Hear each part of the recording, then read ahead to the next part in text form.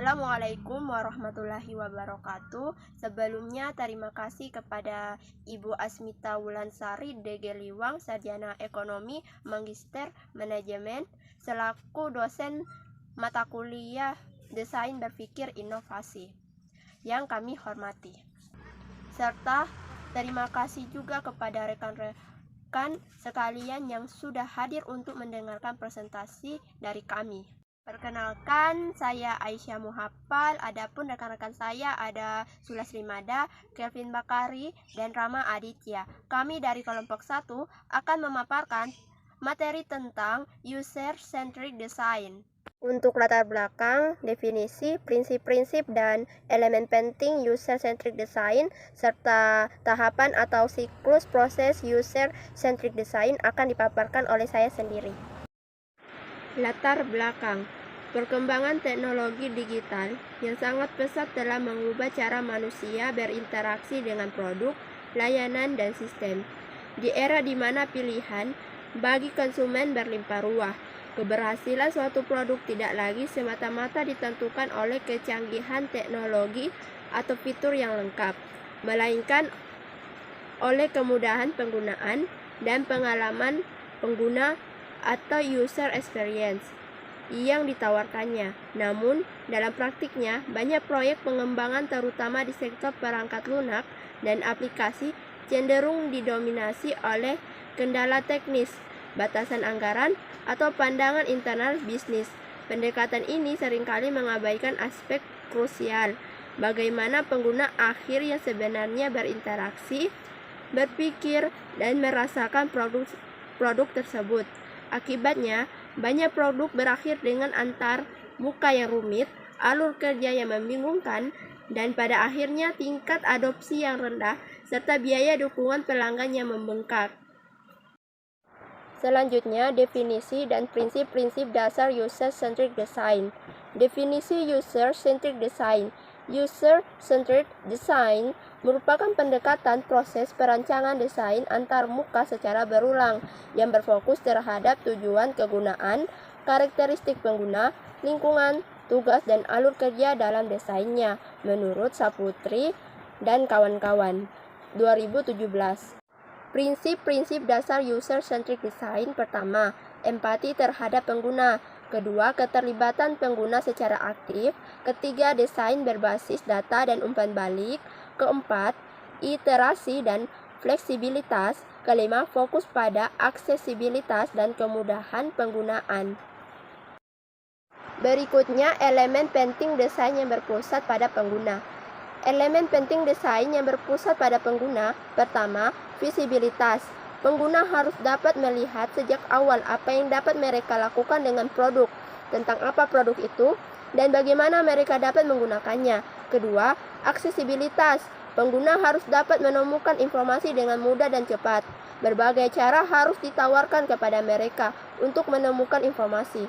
Misalnya, tombol panggilan tindakan, opsi pencarian, menu, dan lain-lain. Ketiga, keterbacaan. Teks harus mudah dibaca, sesederhana itu.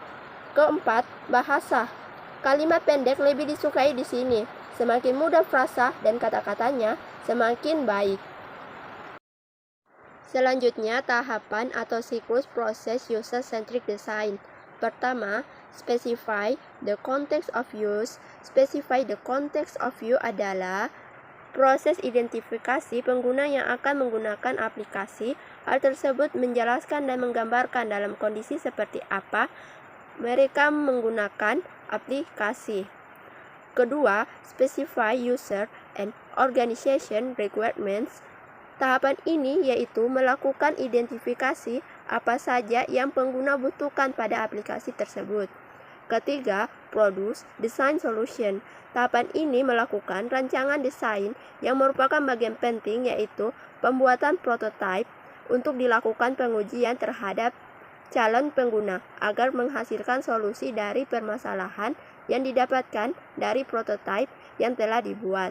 Keempat, evaluate design. Tahapan ini merupakan tahapan evaluasi terhadap desain yang telah dibuat pada tahapan sebelumnya dan sudah sesuai dengan keinginan pengguna, di mana Telah dilakukan pengujian pada rancangan sebelumnya. Apakah sudah sesuai dengan keinginan pengguna atau belum?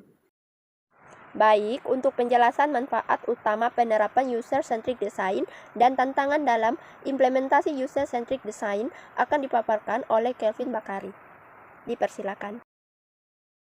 Nama Kelvin Bakari ingin membaca materi dari kelompok 1. Pembahasan manfaat utama penerapan user-centric design. 1. Meningkatkan pengalaman pengguna UX. 2. Mengurangi risiko kegagalan produk. 3. Meningkatkan efisiensi pengembangan produk. 4. Meningkatkan aksesibilitas.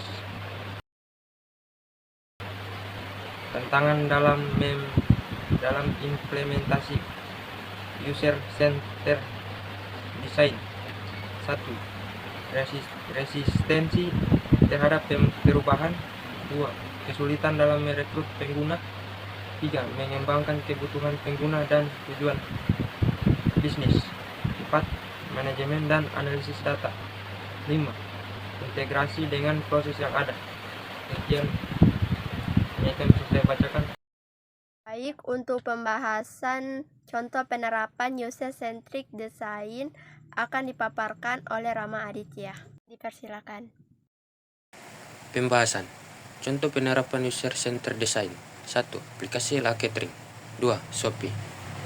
Shopee juga menerapkan user-centered design yang mana dapat dinilai dari semua fitur-fitur yang diberikan oleh Shopee sangatlah membantu user dalam memudahkan penggunanya. Mulai dari fitur-fitur yang ada pada tampilan utama seperti fitur search, fitur daftar menu, hingga fitur pencarian populer, dan fitur dalam pencarian hingga pembayaran, sampai dengan fitur feedback dari user. Shopee dinilai baik dari segi desain maupun fungsi. Maka saat ini, kebanyakan user merasa puas dengan aplikasi Shopee. Hingga sampai sekarang aplikasi ini masih bertahan. Dapat disimpulkan bahwa user-centered design atau human-centered design adalah pendekatan proses perancangan desain antarmuka secara berulang yang menempatkan pengguna akhir sebagai fokus utama. Tujuannya adalah menciptakan sistem atau produk yang berguna, mudah digunakan, dan efektif dengan mempertimbangkan tujuan, karakteristik, lingkungan dan tugas, dan alur kerja pengguna. Saran: lakukan riset pengguna secara konsisten dan terstruktur. Organisasi pengembang perlu menjadikan riset pengguna sebagai bagian integral dari setiap proyek. Gunakan metode seperti wawancara, observasi lapangan, dan survei untuk memahami kebutuhan, kebiasaan, dan hambatan pengguna secara nyata. Kedua, bangun budaya desain yang berbasis empati dan data. Dorong tim desain dan pengembang untuk mengutamakan empati terhadap pengguna dan menghindari asumsi. Gunakan data nyata sebagai dasar pengambilan keputusan desain, bukan intuisi semata. Ketiga, integrasikan user-centric design dengan tujuan bisnis dan teknologi agar user-centric design tidak bertentangan dengan strategi bisnis. Perlu ada sinergi antara kebutuhan pengguna dan tujuan organisasi. Buat prioritas fitur berdasarkan dampak terhadap pengguna dan nilai bisnis.